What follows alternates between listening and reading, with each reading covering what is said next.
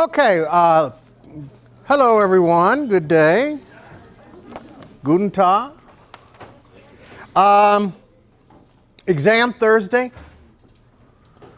Remember to get your Scantron sheet, bring it to class, and your number 2 pencil. Don't forget that, important. It's 25 questions, and it covers everything since the last exam through today. Okay? I'll have some time at the end of class today if you have some burning questions to ask about the exam. We'll go over those for you. Okay? Today, I'm going to talk about directing.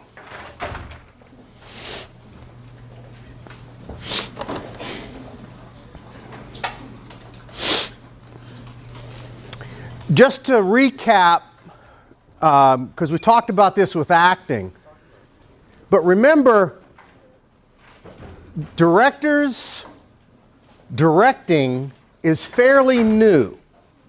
We had no directors in the theater until the beginning of the 20th century, right at the end of the 19th century, when we actually had our director. And the first director was old George II, Duke of Saxe-Meiningen. I always mispronounce it. George II is considered the first director.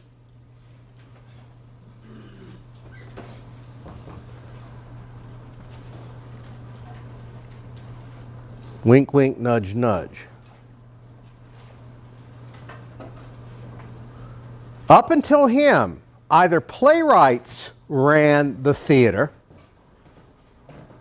or the actor-managers did. We talked a lot about the actor-managers when we were talking about acting.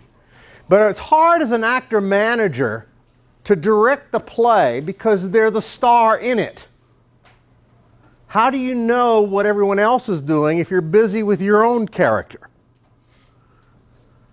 And that was really tough. And so when George II, and we've already talked about this, came up with the idea of a company of actors, an ensemble, and he was the lone director sitting out front making all the decisions, that changed theater totally.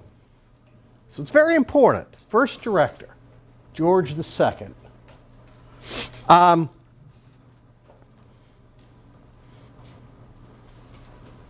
I saw a thing today, just going back to the actor-manager. I saw was online, and I saw a poster that I had not seen before, and it was the final playbill, the final poster of. It was done for the actress, and she was a female actor-manager named Laura Keane.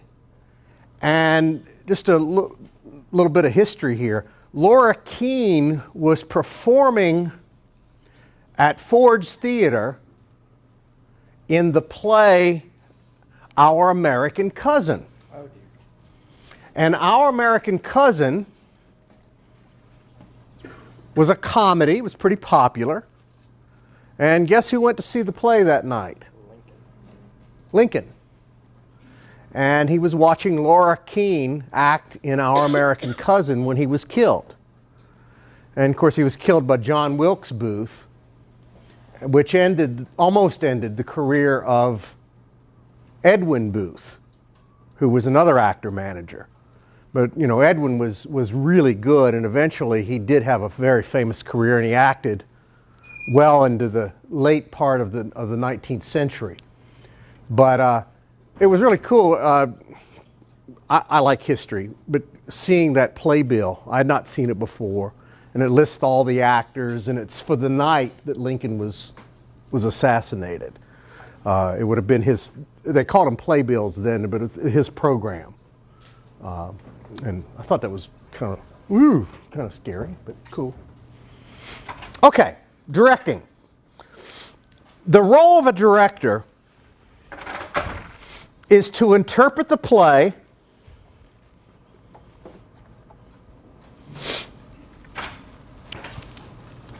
create a mode of production, M-O-D-E, a mode of production, and prepare the play for performance. To interpret the play, create a mode of production, and prepare the play for performance. That's the role of a director.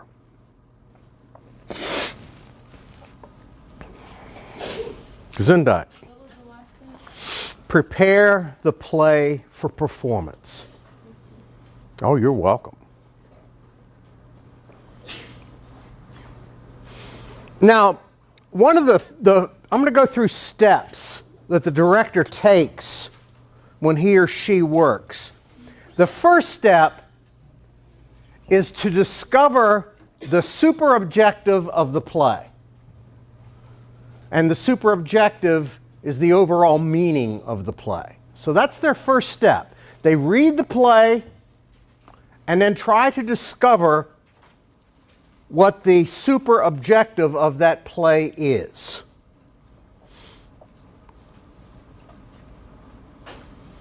It's very important for the playwright, or for the director, to be loyal to the playwright's vision. In other words, the playwright has an idea. The playwright puts something down on paper, and he or she wants this story told. And as a director, it is our job to read that and be true to that vision, to be true to whatever the playwright wanted to say.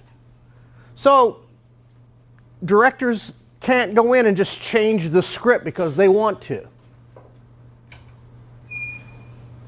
They have to follow the vision of the playwright, whatever that meaning is, whatever that super objective is that they wanted to have to say. The second step for a director is to find how to articulate the super objective. In other words, what is the best way to do this? How can I make this happen? How can I make this work?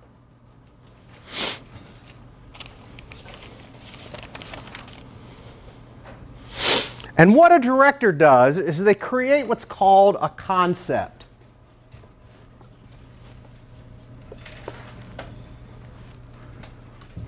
The concept is how I'm going to do the play.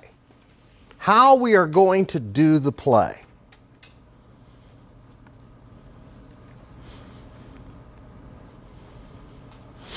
This concept will control everything else that I do as a director. It will be the guide for the designers. It will be the guide for the actors. It'll be the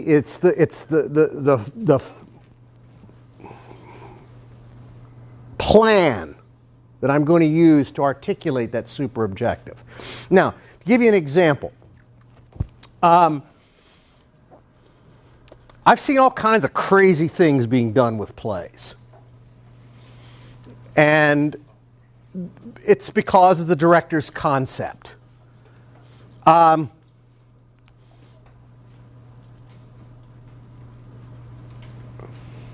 Go over some of the crazy ones. A few years ago, I saw a production. It makes me laugh to think about it. I saw a production of the Greek tragedy Trojan Women.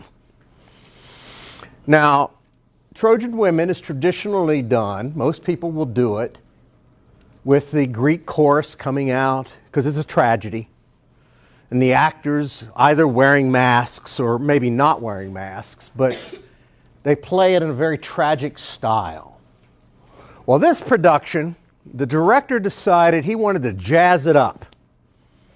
He wanted it to speak to people now. And he made some changes with his concept that I'm not sure he should have made. He sat the play in the future, way in the future, on the planet of Troy, instead of the city-state of Troy. And the Greeks who invade Troy and destroy it came out wearing astronaut suits. And there was a lunar lander on the back of the set, and they climbed down the lunar lander carrying a flag of the United Nations. It was the worst play I think I've ever seen in my life. You're laughing. I laughed. Most of the audience laughed. And it's a tragedy. It wasn't supposed to be funny. That's a concept that didn't work. I think it didn't work because it got too far away from the original production. But you'll see this done with Shakespeare a lot. Shakespeare is pretty adaptable. You can do Shakespeare in a lot of ways. I've seen productions. Why doth the drum come hither? I've seen productions of Shakespeare. For example, there was a film that was made not too long ago, and it was Richard III, I believe. Yeah, it was Richard III. And they sat the play, they were costumed, the characters were costumed as though it were happening around the First World War. And the guys came out with guns and things. When I first started watching it, I didn't think it would work. But after a while, I understood. It made the military and the dictatorship part of the play understandable. I understood why Richard was doing what he did. It worked for me. Julius Caesar has been done a lot of different ways. Last semester, we did a production of Julius Caesar here, and the director's concept was, what if it were happening now? And he did a whole election year kind of thing with it, where the characters looked like modern politicians.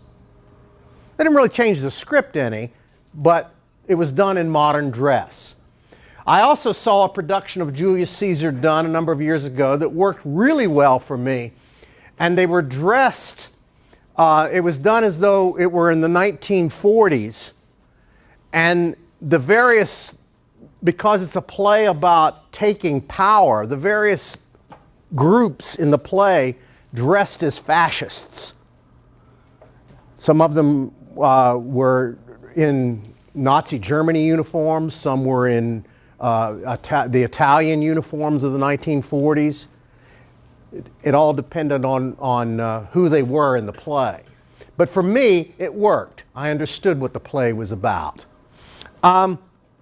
So concept, the play has a meaning of some kind. How can I get that meaning across to a modern audience? How can I get people to understand what this play is about? How can I get them to enjoy the play that I'm about to do?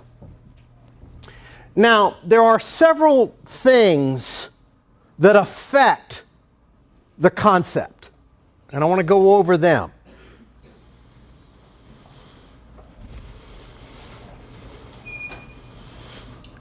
The first thing that we have to consider when creating a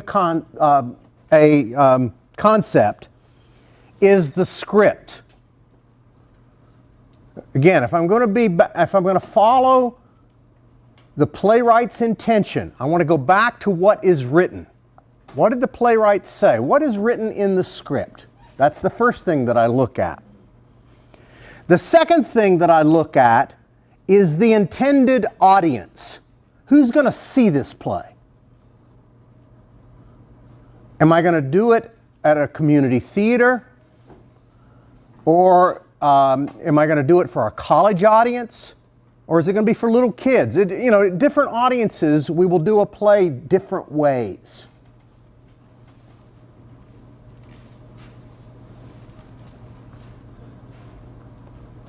The third thing that helps to determine the concept are the artists that are involved. Who do I have as actors? Who do I have as designers? Who's going to be working on this play? What is their level of capability?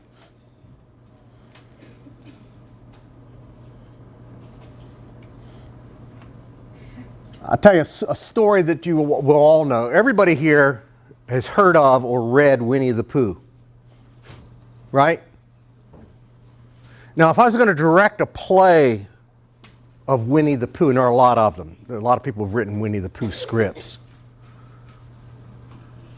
What would Pooh be dressed as? The character playing Pooh. Bear. He's a bear. Would you put him in a bear suit? Not like a super realistic one. Not a realistic one. Yeah, he's Winnie the Pooh. Kodiak. No, he's a bear. What kind of bear is he? He's a stuffed animal. So you might put him in a bear suit.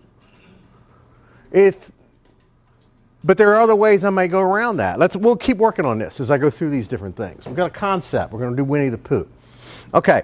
The next thing that we consider is the performance space. Where am I going to do this? If I'm going to do it in an arena theater, I will have a different concept than if I'm doing it proscenium.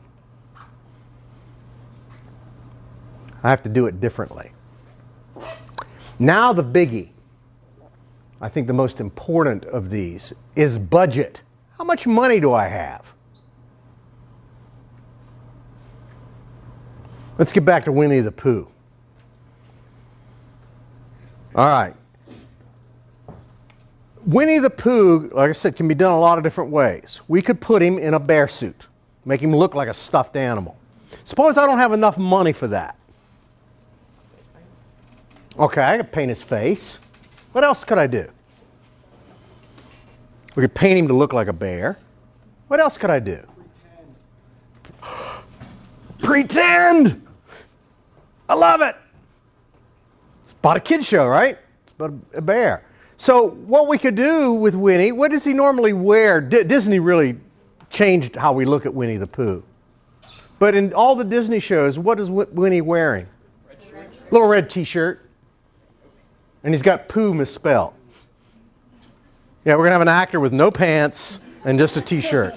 That's the adult, for adults only version. And he's a Kodiak. Okay? How much money I have may determine something. Winnie, in the play, he has to go out and get a honey pot out of, beehive to get honey out of a tree. That's in all the stories. What would the tree look like? Huh? Looks like a tree, yeah. But how would I make it? How would I make it? Really tall actor stands there. Well, it could be. If I don't have any money, I could have an actor sit there and hold branches. I'm a tree. That could be one way. What else could I do? What else could I do? Cardboard cutout. A cardboard cutout. That's pretty damn cheap if I don't have any money. Or if I have a lot of money, you don't get real trees very often. But I could build one. We could build a three-dimensional tree if I had more money. One production I saw of Winnie the Pooh, they decided to put Winnie, they had a lot of money. And they put Winnie in a bear suit, which I think that's a mistake. I think I'd rather have a Winnie with some makeup on and a t-shirt, because the bear suit gets in the way. You got to talk through the bear suit and all kinds of stuff. But in this production, they put Winnie in a bear suit, and then the way Winnie goes up to get the honey is he gets a balloon. And the balloon takes him up in the air. And then he gets the honey. And they did a real cool thing in this production. They had a lot of money. It was in a big proscenium theater. They flew Winnie. He was hooked. And they picked Winnie up. It was played by a young woman. And they picked Winnie up. The problem was they weren't very good at it. They didn't spend enough money to get a good flying company to come in and do it. They did it themselves. And Winnie started spinning and it got faster.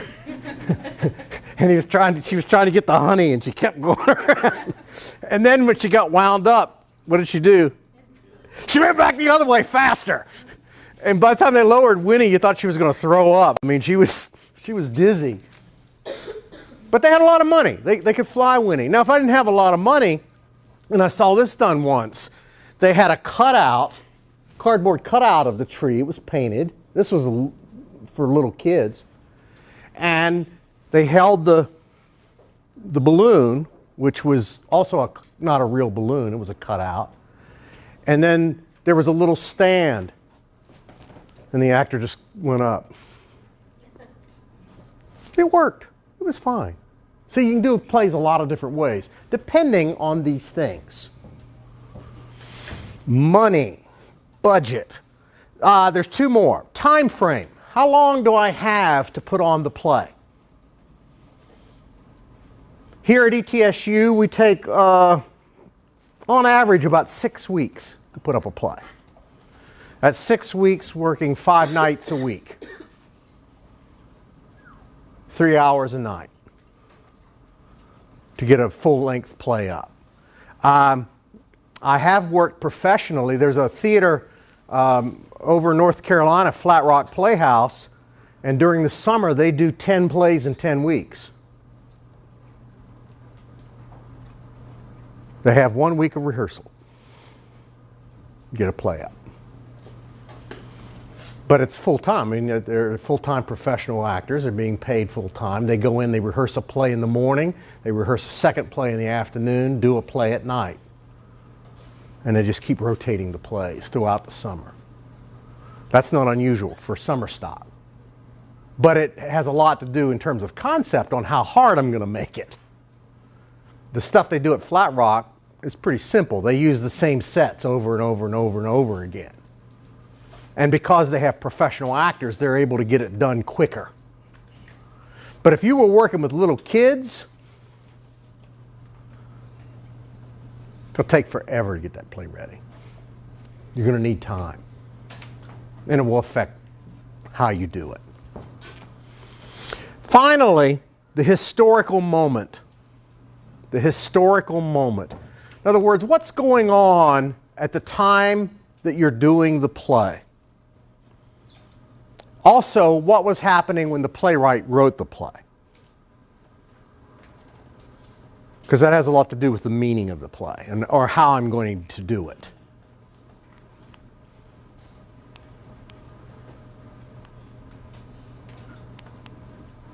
There's a Stephen Sondheim musical called Assassins. Any of you know that play? It's a really dark musical, but it's about all the people who've tried to assassinate presidents or who have assassinated presidents. They're the characters in it. And basically it's a very political play, very psychological play, and it's a musical, they sing, where they talk about why they did what they did.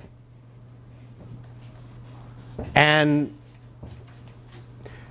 talking about historical moment, that play can be pretty gruesome, the way it's written.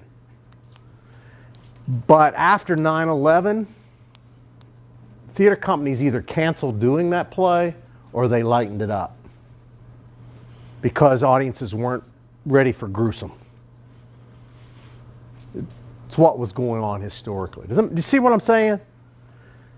I could make Shakespeare's play Macbeth, the Scottish play, I could make it really bloody.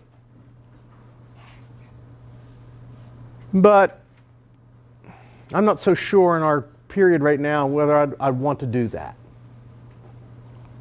with what's going on in the world today. I don't know if I'd want to make it bloody.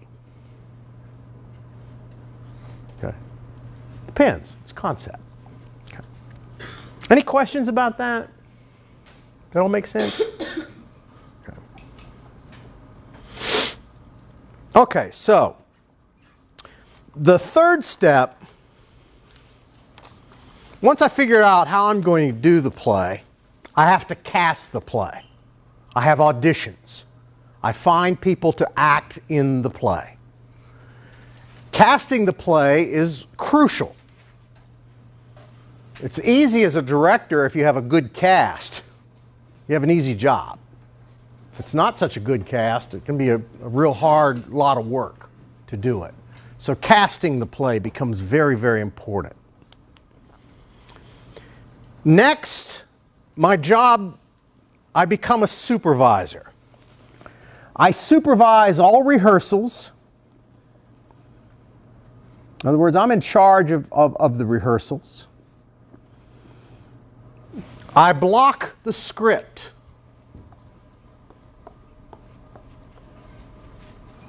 To block where people move on stage.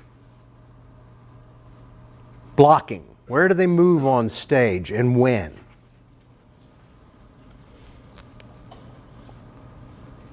And I help the actors with interpretations. In other words, I try to help the actors figure out the subtext of what they're saying.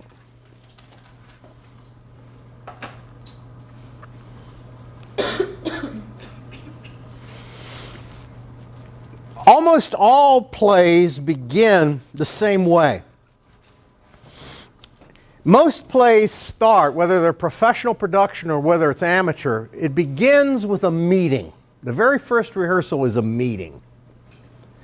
And usually a read-through of the script. At that meeting, what you try to do is talk to the actors about your concept. This is how I see the play being done. You'll show them a picture of the set. Or if you have it, a model of the set, a 3D model, which the designer should have made, to show them what the set's going to look like. You talk about costumes, what they're going to be wearing. And you get a lot of vital information from them. Contact information. And try to begin to set up a schedule with them. Because the designers are going to want to see them for costume fittings, this sort of thing. So you set all that up at that first meeting. It's also, especially in professional theater, you may show up at a city to be in a play and you've never met anyone else. You don't know anyone else in the cast. So it's a meet and greet. You get to know who's playing who. And then you read through the play. I'm working on Blythe Spirit, which you guys are going to go see. And I know at our first read through, we spent a lot of time going over pronunciations because it's British. I had to make sure that they got the correct pronunciation of places. How would you say this?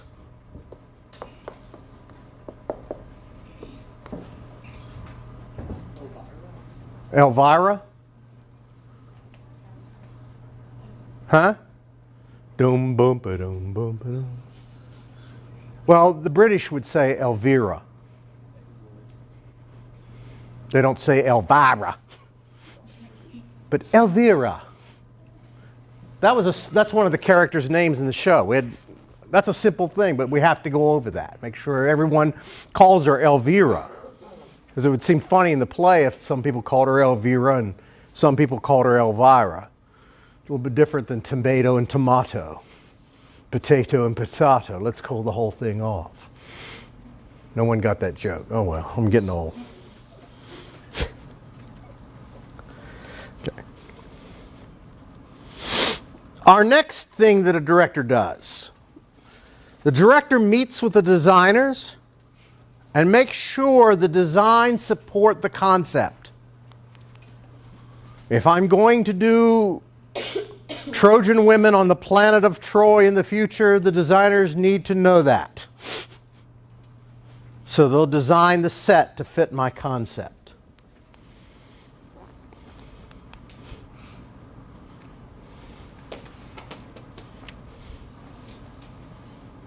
I got to tell this story. Okay, I'm going to tell you a funny story. It's funny to me. that production of Trojan Women. The guy who designed that play, I feel fortunate that I had as a teacher. His name was Andreas Nomikos. And Andreas was a world famous designer. He designed operas and plays all over the world. And he taught at UNC Greensboro when I was in grad school there, and I got to work with him and study with him. And he was from Greece. And during World War II, the theater group that he worked with in Greece were fifth columnists. In other words, Nazis, soldiers would come to the play. And what they were doing in the play was they were sending out secret messages to the underground that was fighting against the Germans in Greece. And if he'd gotten caught, he would have been killed. I mean, I have a lot of love for this man, for his belief in freedom. But Andreas was a funny guy. He was very true to his Greek roots. And when he found out that they were doing this play in the future on the planet of Troy, this Greek tragedy, he didn't like it. But he was a designer. He followed the director's concept. And he built this set that included a lunar lander at the back of the set that the astronauts climbed down. And he built a very realistic, it looked like the lunar lander. I mean, it looked real. And they even had, they hooked up little like fire extinguishers on it, so every now and then it would go, it would, like gases would blow out of it. And I went to one of the dress rehearsals for the show. And I walked in, it was an early dress rehearsal, and I walked in, and the man who directed the play was sitting there, and he saw me and another one of the grad students, and he said, "Look at Andreas. He's sitting back there crying. He's so touched with my work that it's making him cry. I feel such pride with my concept." So we went back and we sat with Andreas, and he was sitting there weeping. Just, I mean, just crying. And tears were running down his face, and he looked at Andy Alsop, who was with me, and looked at me, and he went, "This man is destroying my people's work." And just then the ship went, and he said, "Even my set farts on this production." It was not a good concept. Well, that sounds genuinely entertaining. I laughed a lot. It was, well, I shouldn't have. Okay, after we work with the designers, the director works on, as I said, on blocking and making what we call it is they become the eye of the audience, because they're sitting out in the house, they're watching the play, and you have to think as you watch it, will the audience understand this? Will the audience be able to see what's going on? So we create stage pictures. We want the actors to be open. We want the audience to be able to see everyone. And one of the things that's done a lot are triangles. We're looking down on the heads of the actors.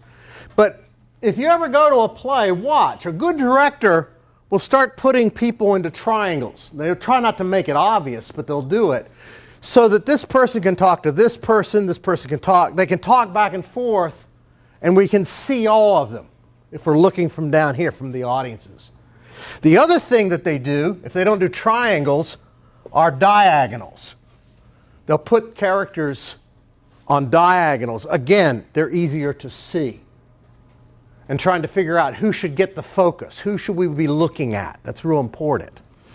The one thing that, unless it's a musical, we don't try to put people in a straight line.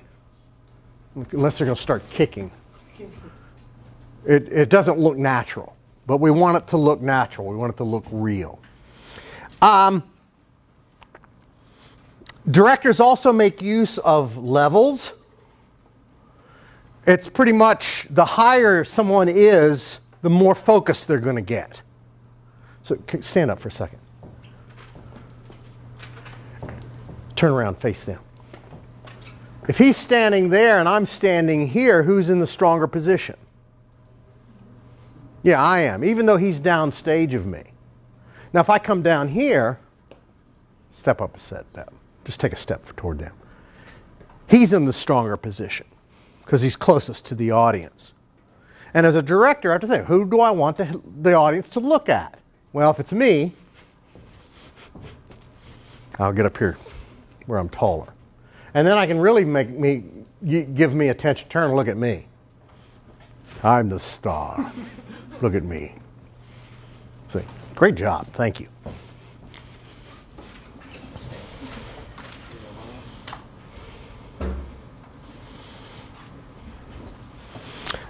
Rehearsals will continue. There'll be the blocking rehearsals, working rehearsals, and eventually you have what are called tech rehearsals.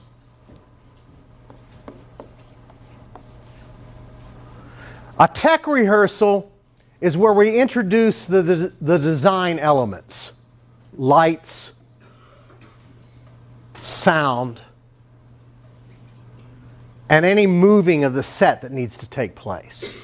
So if the scenes change, we practice those things, going from one set to another. Tech rehearsals are not for the actors, but it's for the technicians. Usually the technicians have not been at a rehearsal until the tech rehearsals. So it's their first time working on the show. And we get all our light and sound cues, and as I said, any moving of the set that needs to take place. We follow the tech rehearsal, anyone know? With a dress rehearsal. Now we introduce costumes. Up until now, the actors have not had costumes. Maybe they have shoes, maybe they'll have a hat or a cane or something, but they will not have their full costume until dress rehearsal. Usually universities do 2, maybe 3 dress rehearsals, depending on how complicated the costumes are, and then the play opens. On Broadway, they'll do a lot of dress rehearsals. And the dress rehearsals will segue into what they call previews, which means they have an invited audience to come, who will actually pay money to come watch a rehearsal. On Broadway, they'll run previews. They can run several months. Spider-Man ran previews for a year, and it still wasn't ready to open. But you'll have the previews. They're just glorified dress rehearsals with an audience. We don't really do previews here. We just do dress rehearsals.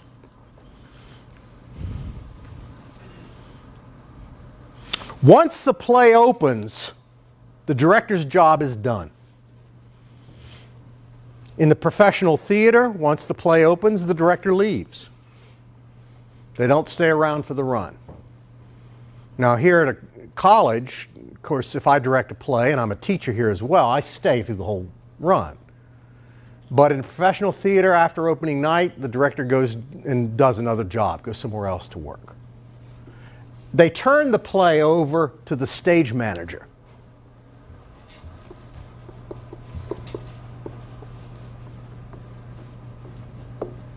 The stage manager is probably the most important person, I think, in the theater. The stage manager works for the director. They keep what's called a prompt script.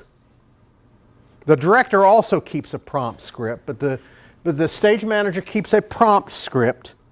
In the prompt script, it will have every cue in the show, all the lighting cues, all the sound cues, all the movement of furniture, and there'll be notes on all the blocking. Where are the actors supposed to be at this particular point? Where are they supposed to go? That will all be written in that book. And it's done in such a way that if the stage manager killed over and couldn't do the whole performance, somebody could step in and read their prompt book and be able to run the show. But the stage manager runs the show once it opens. It's their job to keep the play running the way the director left it. So if you go to a Broadway show and a show's been running 3-4 years, stage manager is keeping the play going the way the director wanted it to go when they left. That's their job. Very, very important person, stage manager. If you want to make a lot of money, be a good stage manager. They get paid really well. And there aren't many good ones. And so once somebody gets a reputation, they get hired again and again and again and again. Yeah.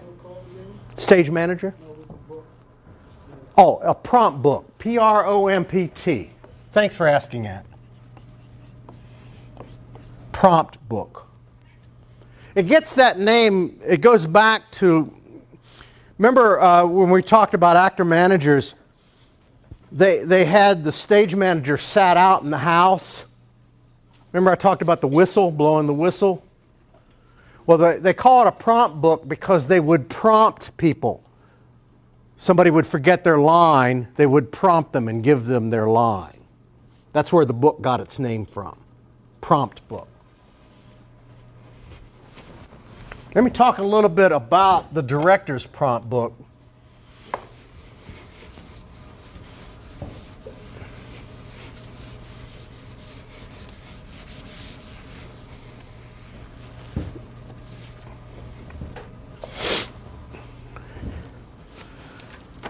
You can't see this very clearly, but I just want to show you something. I took this out of a page of a prompt book I did for a play called Picnic. On one side, you have the script.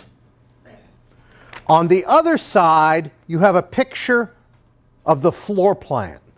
So when you look at it in the book, it looks like this. You have the script as written, and then all the cues over here. Backing away, cross down left, move left, cross down right of stump, above right. All that, wherever they move on stage, that's written here. On the other side, you write in why they move. They move down right to dismiss him, to retreat, to corner him, to make him feel her plight, to calm, to put her on self-defense. So blocking, why they move, that's all on this page. And on this page, we have little circles. And they're numbered. And each circle has a character in it. So it looks like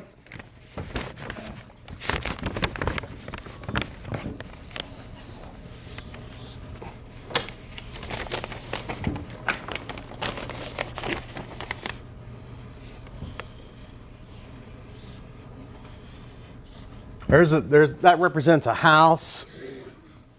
There's another house. There's an alley in between. But you might have a character. And they start out there. And then she crosses down right. You show a little arrow and then draw them there. That's the first move for that page. He crosses to her. 2. Second move. Does that make sense? See what I'm doing?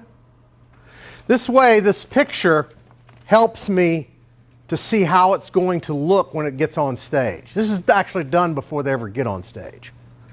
And it saves time in the blocking rehearsals. Prompt script. Questions about that? Okay. I put a copy of this, if you're interested, on the D2L site. And you can look at both pages on there if you'd like to get a better look at what it looks like. There are a few other people that tie into the director that are really important. The producer.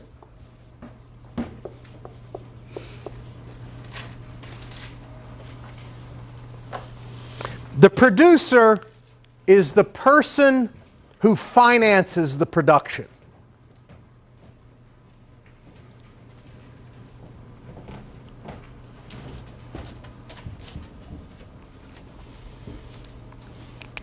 Sometimes it's an organization, like, for example, if Rick Rose directs a play, he's the artistic director over at Barter Theater, it won't say produced by Rick Rose, it's produced by Barter Theater. Barter Theater is paying for it.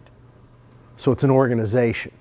Sometimes you see plays, though, that are produced by an individual. They're the person who puts up the money for it. Now, if they put up the money, they have a lot of say-so. They hire the director.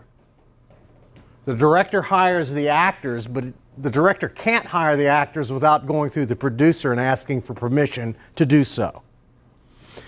You hear all the time about in film. They'll say, gee, we'd like to do this film, and the director goes, I really want to get Johnny Depp to be in this film. Well, we'll have to negotiate with Johnny Depp's manager, his agent. And the producer might come through and say, the director said, well, Johnny Depp is going to do this, but he wants $10 million. And the producer might go, can't pay him, find somebody else. That's too much. And so they'll go for, Ed Norton, we can get Ed Norton cheaper. So they'll cast, that's how it works in the professional world. But the producer, since they put up the money, they make the final decision on hiring, who's going to be the set designer, what kind of money you're going to get to build the sets, all that. They handle that. That's their job. Another important person is the dramaturg.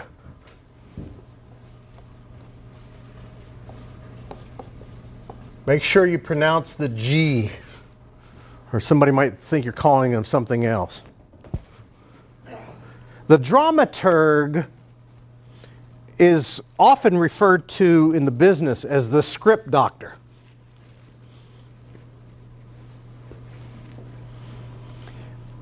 The dramaturg does research for the director.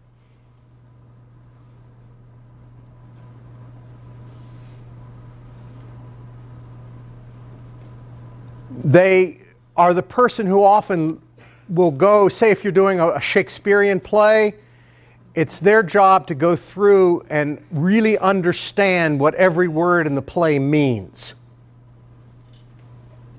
And they help the director with the interpretation, with that interpretation. I directed a play a number of years ago called Arcadia. And in Arcadia, it takes place in the early 1800s in England. And it's a very interesting script because it takes place in the present, where you have two researchers trying to figure out what happened in this house back in the 1800s. And you get to see them talking about their theories of what they thought happened. And then it goes back in time and it shows you what really happened, and they're not right about anything. And in the story, they talk about the writer, Lord Byron. He plays an important, he's not in the show, but they talk about him all the way through it. One of the characters is a friend with Lord Byron. And that's what they're trying to do, is find out if Lord Byron visited this house, because they want to write a paper on it. They're English professors. And there's Lord Byron. Then there's another character in the play who's a mathematician and has done work in the 1800s on what we would now call fractals. Are there any math people in here? You know what a fractal is? It's where you use computer numbers or numbers to make pictures. And if it were done in the 1800s, pre-computer, it would all have to be done with ink. And it would take many, many years to figure out. But this girl in the play is like this genius, and she's seeing the possibility of fractals. Okay, when I was directing the play, I didn't know when I started what a fractal was. And I also didn't know a lot about Lord Byron. I did some research, but to help me, I brought in two dramaturgs. One was a mathematician, and the other was an expert on Lord Byron. And both of them helped the cast to understand what was going on in the play, and that made it easier for us to make the audience understand what was going on in the play. Because if you understand, it's a very, very funny play. Does that make sense? The dramaturg, we don't use them all the time. But a lot of times when you do period plays or plays about another culture, a director will bring in a dramaturg to help with that interpretation.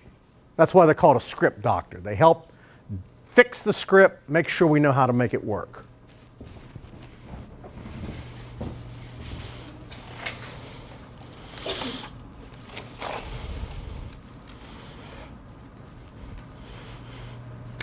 Are there any questions about directing? I hope all this makes sense to you.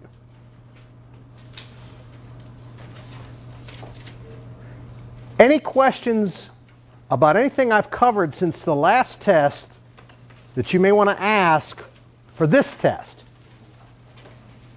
I want you to do well.